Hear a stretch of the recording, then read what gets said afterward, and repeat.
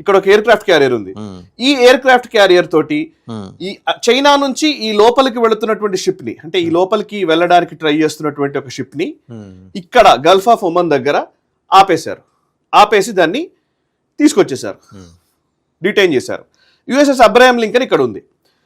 సరే, ఇరాన్ యుద్ధం మొదలయ్యే టైంకే 2 ఎయిర్ క్రాఫ్ట్ క్యారియర్ ని ఫస్ట్ వాళ్ళు మోహరించారు. ఒకటి యుఎస్ఎస్ అబ్రహాం లింకన్, రెండవది జెరాల్డ్ ఆర్ ఫోర్డ్ ఇక్కడ ఉంది.